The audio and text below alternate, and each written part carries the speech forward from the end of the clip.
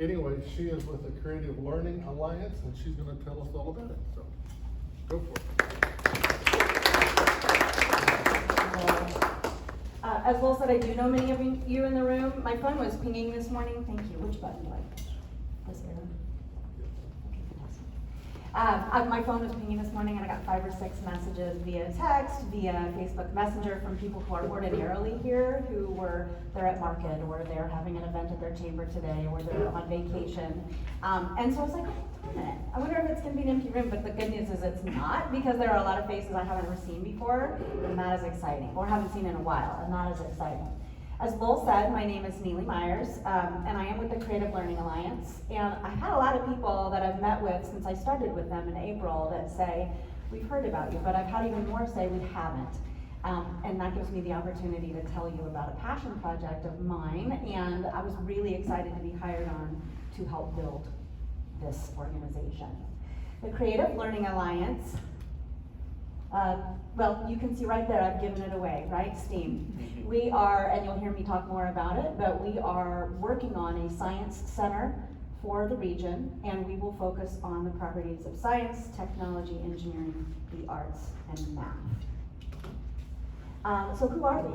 Well, we are a nonprofit, so Lowell was talking about small businesses and startups, and while we're not necessarily the traditional business startup, we are a startup, we're a 501c3, and we would like to engage kids of all ages, because let's be honest, there's still a kid in me, there's still a kid in you, and we know that kids learn by doing, and families are an important part of that process. So we want it to be a place for the whole family, and we want people to be curious and driven by that curiosity and play. There was in the teens, which is weird to say that considering, you know, it's not the 19 teens, it's 20 teens, but in the teens, there was a Vision Joplin 2022 Quality of Life Committee, and I wasn't part of that committee, but I'm told that basically the thing was, how do we make the quality of life in the region better? And one of those things, supported by many organizations, including City Council, was this science center concept, this museum concept for kids and families.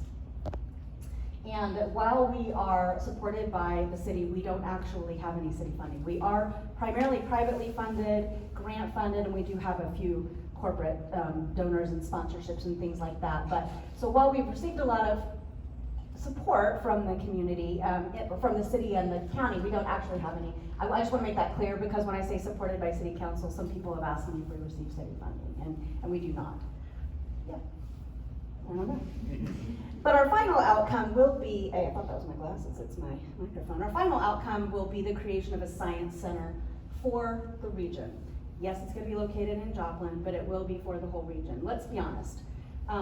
My why for absolutely everything is my 10-year-old. And I know many of you have children, grandchildren, kids in your life, and if they're your why too, and you're driven by looking for opportunities for them to play and learn, with gas prices as they are, you don't necessarily want to have to drive to Tulsa to do that, or drive to Northwest Arkansas. So we are bringing that right here to Joplin for the region, and that way we can educate and entertain, because both are important. This is a timeline that was created before me, and we're off a little bit in a good way. So I'm not saying we will be open before 2025, because everything right now is gonna land on the building that we end up with. Everything, because everything comes after that. However, we have already started holding some events, which I'll tell you about in a little bit. And so we are ahead of the game a little bit, but our mission, as I said, is simple. We wanna create this science, technology, engineering, arts, and math opportunity. And this is our timeline. You can see that the board was created in 2021. It was actually a little bit before that, but what happened around 2020, 2021. So we're behind the 8 ball a little bit because of the pandemic, but that's okay, because that gave them time to find me and me time to find them, and we're off and running. So what we're working on right now, as I said, is determining a permanent home, because this will be a large facility. And we have some exciting, I think, news coming for the community in the next few months, as far as that goes. And then starts the fun part, right? The raising money, which is part of why I'm here today, because our capital campaign is going to kick off sooner rather than later. And then in 2023, we hope to break ground. If it's a building, of course, that we'll be just breaking ground inside and getting it retrofitted and appropriate for our families. We're gonna craft a Genius board that will lead a lot of the exhibits that are inside the museum. It will lead a lot of decision-making as to focuses, traveling exhibits, so on and so forth. And then we will start construction really as soon as possible, but with a grand opening deadline of 2025, no later than 2025. So in the meantime, we have a temporary lab downtown about which I am very proud. In 2021, because of the pandemic, we weren't able to hold the events and have a building like what we wanted to do.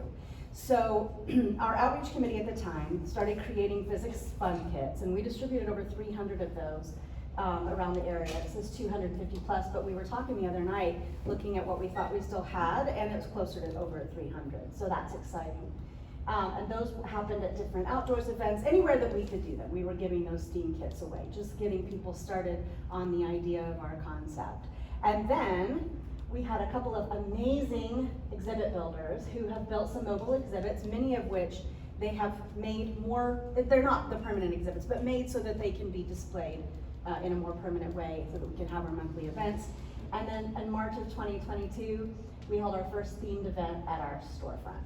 And that was just before I got hired, but I've seen the pictures and it was amazing. It was a Women in Science event, and we were absolutely packed to the hill. The good news about our location, our temporary location, which is at 905 Main, is that we have it. The bad news is that we've already outgrown it, and that's a good problem to have. We have 14 permanent exhibits, and you can see some of the exhibits being played with in the lab, some being played with at an outreach opportunity that I was able to go to on Memorial Day, and then some of our crafts that happen within the lab, because we're really a mix of all of those things at this point. As I said, in March we had the Women in Science event, and then in April we did World Innovation Day, and we had things like copper sublimation, we had things like a mobile ultrasound, we had all kinds of fun things that are innovative and hadn't been seen in our area for families. Then in May, we learned all about lift and drag with paper airplanes, and what blew me away about that event, on the face of it, then when I thought about it even more, it really wasn't that surprising, is that we only had one mom show up that day. It was all dads, other than that one mom. So that was exciting, because previous to that, it had been all moms bringing their kids. And we want the whole family to be engaged and invested. And then just this last weekend, we had World Oceans Day in the lab, and we had an oil spill, and we had Orbeez, because you can't not have Orbeez when you're talking about water. And we have a brand new exhibit, which I'm really excited about, that Ken Welch has allowed us to use, which is a topographical table with sand, and it's an augmented reality opportunity that's really pretty cool. So I'm excited about that. Thank you again for that. In July, your eyes are gonna get big when I say this, because people always do, or at least you're gonna feel a little, whoa, we're gonna do explosions. And yes, we're going to do explosions with kids, but they will be safe explosions. And then for the first time, I'm really excited, that evening later, we're going to have an adult event, so that we can do still safe explosions, a little bit less focus on the safe, because we'll be full, the lab will be full of adults. So I'm excited about that. And then in August, we're gonna do roller coasters. So that's just some of the things that we have coming up, so that we'll know what kinds of things we're focused on. And then I just wanted to show you, again, some of the pictures of what's been happening in our lab. We do serve older kids. You can see Shepard there, he's a teenager, and he was loving, that's the topographical table I was just talking about.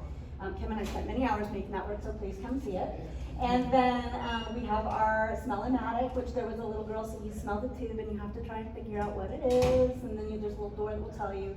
And then we have our pen wall, which, if you remember the little, when I was a kid they were metal. I know they're not metal anymore, they're plastic, because the metal isn't safe. But we have one that is plastic, so it is safe, and you can put your whole body. So we're learning shapes and things with that, which is exciting. So what's next? That's why I'm here. What's next is our building. And as I said, we're negotiating on a building now, hope to have that secured very, very soon. And after that, we will start the capital campaign, which is part of why I'm here today, because it will take a lot of money to bring this to reality, and that's okay. So I'm really looking for time, treasure, and talents. I am looking for volunteers. I am looking for investors. I'm looking for people who might want to serve on a committee. It overlapped a little bit there, that's okay. But we have committee opportunities. We do have an outreach committee. We're eventually going to have an exhibits committee. It is all still a work in progress. We also have a finance committee because while it's not sexy to talk about money, it's necessary. So, and then we'll have a capital campaign committee. We have a committee that's involved in governance. So if you are an attorney and you love the things that come with governance, we'd love to have you on that committee. But really, as I said, what I'm looking for is time, treasure, and talents. And then we do have social media. I know social media is not the end-all be-all of marketing. That's why I want to be talking to your civic group, if you are part of a civic group. I want to be talking to your mom group, if you are part of a mom group. I want to be talking to your marketing people at your industry, if you work in an industry. Just so I can let them know about the project, let them know what's coming, that it is going to be a fully realized science center, and so that they can come on board in whatever way best serves and makes most sense for them.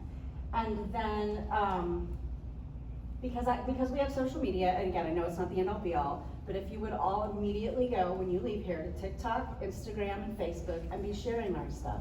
It's really a numbers game at this point. We need people to see who we are and become aware. And I'm out doing that, but I'm just one person. So hopefully you all will be able to help me in that. And then if you're so led, we'd love to have you as a donor. We'd love to have you as an investor as well. That's my information. I am the project coordinator. I don't know that I said that. That's my email. That's the @ on all of our social media. And our board is important. They are out there helping me get this message out there all the time. Audie Dennis is our president. He's with Boyd Metals. Chad Greer from Corner Greer is our vice president. Shelley Kraft from Kraft Insurance is our treasurer. We have Kitty Ward, who's the teacher, that's our secretary. Carolina Neal from Neal Construction, and Lisa Nelson from Freeman, who helps us write grants and has gotten us quite a bit of funding so far. So that's the good news. It's a lot, and that's okay, because I have the time. So if there is anyone that you have that you think would be interested in this project from any capacity, whether that's, as I said, engaging with exhibits and informing us what would be great exhibits, what's missing in what we already have. We're physics heavy right now. It's a good thing and a bad thing. They're fun experiments, but we need more arts, we need more math. So that's what I'm looking for. All right.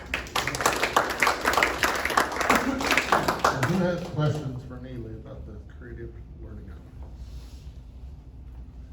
Neely, do you have a budget yet for what you're trying to gain out of the community as far as dollars? I will have that as soon as I have a building. We have to know where we're gonna be to know how much money we need to make it happen. So you're looking at an existing building at this point? Yes, the board feels passionately about being downtown. There's so much vitality happening downtown right now, so that will, just because of the space that's available downtown, necessitate a pre-existing building and the retrofit of that building. What size are you looking at? Well, I'd love to have like a 30 or 40,000 square foot building, but again, we're gonna work with whatever we get. If it's big this way, if it's big this way, we'll make it work with what we want. But it's going to need to be pretty big, because I attended, back last month, I attended a conference, a Association of Children's Museum conference, and some of the exhibits that the board and our outreach committee is eager to bring into the facility eventually are quite large. Yes? Neely, there's a group I've been working with for a little bit in the position I'm in now called the Missouri After School Network. And they work with schools all over the state of Missouri, just building programs for after school. So currently we're working on an entrepreneurial curriculum for 6th, 7th graders through the Boys and Girls Club. But what they do is much larger on other areas. So I would suggest, and I'd be happy to give you their contact information, that might be a great contact for you, that after you get the facility up, they would have curriculum or things that could dovetail nicely into the program. That would be amazing, and I would love to have advisors in the bodies of 6th and 7th and 8th graders, because they're exactly who I'm shooting for, you know, are the kids. I wanna know what they learn best from, because kids do learn from playing, so Yeah. it's exciting. Thank you. I love that contact. What are your age groups that you're trying to focus on? And it depends on who you talk to and on what day. I would say families. which could include anybody, but, we don't currently have exhibits that are, I won't say they're not appropriate, the kids can't harm them, but they're not focused on anyone, preschool age. So I would say at this point, 5 to 17 is really where, and we'll have, you know, once the Science Center is open, we'll have different places for different age categories, but right now it's just all one lab. Here's the good news. I really thought that having a 10-year-old that I was talking about earlier, that I knew what age categories would like what exhibits, and I've been wrong. They like them all. They all like them all. Because in addition to our 14 permanent exhibits, we have several table games that the older kids just get super invested in, especially when I tell them that there's like 3 of them that I haven't solved. They really like to beat me, so. So I'm just thinking out loud here, but, until you get a building, is it possible you can work with the schools and set these up in different locations around the area and do this? I am perfectly willing to do that. Once school begins again, I have started meeting with some of the area superintendents, science teachers, math teachers, et cetera, to do that. And so absolutely, yes, that would be very appropriate. And we have educators on our outreach committee who would be great at that. Also looking for more educators, because that is not what I do. I am not an educator, other than this. So I have a couple questions. You're pretty dialed into STEAM. I have found my exposure, I was involved, sat through a lot of meetings with the STEAM program over Neosho, and sat through the presentations when Amazium came on and consulted and all of that. So pretty familiar with that. And then I was part of a joint STEAM entrepreneur program in grad school where we were paired up with professors and researchers to try and create businesses. And my opinion of STEAM is there's 2 pieces of the curriculum that are missing. And I'm just curious if people are talking about this yet in STEAM. But number 1 is that you don't have to leave your community to be a part of that. And there's a big issue with brain drain for these types of students where they get exposed to this, they get a skill set that's highly valuable, and they leave. And how does that help the community when that happens? To me, it doesn't. It's a loss for the community. And it seems like there should be a lot of education about the value of staying local and why that matters to the local community. The other thing that's missing in STEAM is entrepreneurship. A lot of these students, and my interactions with them have been at the professional level. So I'm the business student paired up with the doctorate that makes a really interesting discovery that has business applications, but he has no concept of business and doesn't care. And so he's content to sit in his lab and earn patents and get good jobs by the university, and that's a success to him because they've had no exposure to entrepreneurship at all. So how do you mix what they're doing with a good background in entrepreneurship so they learn to realize as they're entering these fields and making discoveries and learning interesting things that they can turn around and apply those to start businesses locally in their communities to make economic impact? So I don't hear anybody talking about that in STEAM, so I'd be curious if you do, if that's part of the conversation at all, and if not, how do you make that? At a 60,000 foot level, we have talked about that. We haven't drilled down because we're still in the very practical early stages of finding a building and creating that programming, but I've written it down because that's amazing input. Thank you. Hi, so if we're gonna add on to missing stuff in STEAM, I feel very strongly about adding an R in there and calling it STREAM for recreation. So a lot of times the STREAM acronym is used, but the R means reading, and it's yes, reading is important for everything in life, but recreation and continued recreation and just how it makes us feel better in life, especially when you're pursuing a STEM type career. Sometimes the recreation goes downhill later in life. Mm-hmm. To attest to that. So that's a really important thing to me. Thank you, because I've been calling it fun. I've been trying to add fun and figure out how to put an F in there, or the R is a whole lot easier. I've written that down. We could brand STREAM, we did STREAM stuff, we can, Joplin upstream, I don't know, whatever. Yeah. Well, because truly, one of the interviews that I've done recently asked me, how's this more valuable than a school environment? And I said, well, it isn't that it's more valuable than a school environment. They're both valuable. They're valuable in different ways. But what we're doing is we're putting the things in the hands of the children and not a textbook. I'm not saying that a physics textbook might not be exciting to some people, but learning the concepts in a hands-on way and at a very early age is a whole different skill set. It's a whole different value. Yeah, thank you. So what are your staffing needs or volunteer needs like? So when we took our 3 and 5-year-old to the downtown location for one of the months, I was blown away by how many volunteers there were. It was just great. There was somebody at every activity helping you, talking you through it, and things like that. So I'm just curious, like, what are the staffing needs versus volunteer needs, and do you feel like you have good support in that regard? I feel like we have amazing support. I don't want to overload the volunteers we do have. We have amazing volunteers, but they are the same volunteers every month. And what we've been doing for the last few months is in the lab. I want to get out there and do more outreach in the communities. That's going to require a different set of volunteers.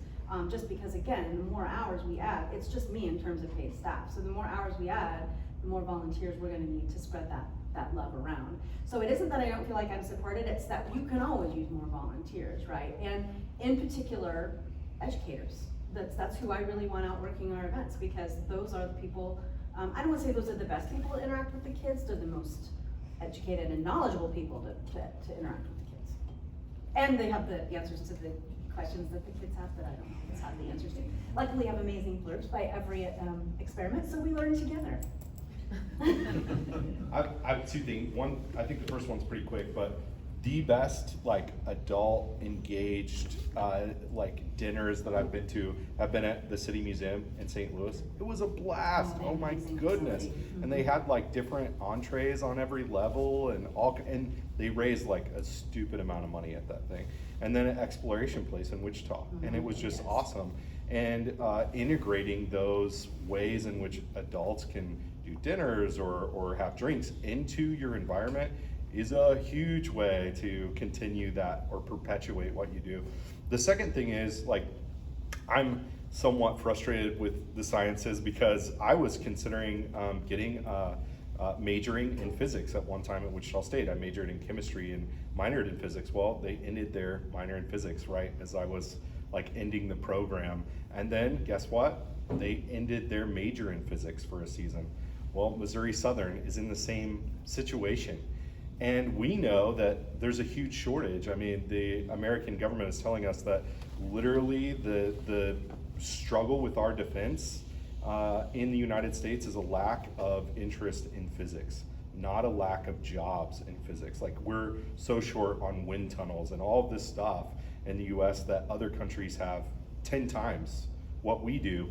My thought is these incoming students, that's really why Southern's getting rid of the programs, because they don't have enough students interested in the program. They had 4 a couple years ago, and they ended the major, or were talking about it, I think. The issue is, I think, and could be that STEAM could be a part of onboarding students and getting them interested in the university here to say, this is a great volunteer opportunity. Maybe there's a program in which you can get partial credit in teaching or whatever it may be here. But I think it could be a part of engaging the students that are oncoming to campus, and then Southern would back that as well. That's just my thoughts and knowing the professors. So. That's great, thank you. Yep, I'm a note taker, you're sitting up here scratching out of the word. Have you met Kelly Redden? I have an appointment with her next week. Okay, good. So she used to do this with Lego. Yes, So yeah, she has some amazing kits that she wants to donate to the center that will, they're Lego, of course, sets, but they're EV5, EV8, EV5, I can't remember, robots and some Kinects and different things that are gonna be very valuable to us in the future. I know you said you're working with a lot of older students right now, like 5 and above. I just want to encourage you not to miss that lower bracket, because what we see at the library is that the people who have kids who are like 1 to 5 are the ones who are the most engaged. Yesterday we had an event outside in our outdoor classroom area, and there were 75 people out there exploring the water table, chalk, bubbles, kicking a ball. Like, people want a place to go with their young kids. And I know, not necessarily, I know, the science, technology, all of that is really important. But what they really want is to get out of their house. Yes. I used to take my son when he was small to Arkansas to go to the museum, because I know he could climb and he could run and he could explore things. So I want to encourage you to not miss that piece, because I think that will be a huge support from the community. I agree, thank you. If you're looking into the tribes for support right now, environmental sovereignty and food sovereignty are the two hot buttons. So building out some programs in those areas of the sciences would be a good way when you go down and make your pitches to the tribes. For partnership, those would be the hot buttons to talk about, would be what you're doing to encourage education there. And then, I mean, most of them have pretty large daycares at this point that would be engaged. I know ours right now is making the trips all across Southwest Missouri. They're going up to Springfield to the aquariums next week, and they've been here and there, and they're making the trips. So that'd be a really easy thing to plug into. But I feel really blessed to have been contacted by a couple of the area tribes who want to bring their daycares for a field trip, and so I think that's an amazing opportunity. Yeah, thank you. yeah.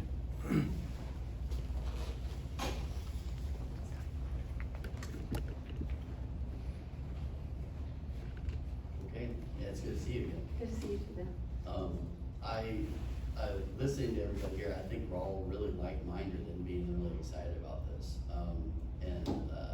You know, with the stuff that we're into with the Pennington Station and stuff, this stuff is always front of mind. And from the nonprofit angle, I think one of the things to, you know, put an emphasis on would be culture. So I think, you know, and this goes back to what you were referencing with the, you know, the lack of resources. You know, we look at, you know, people who are entrepreneurs in these fields already here that build businesses. You know, we're really lacking for people with the right skills.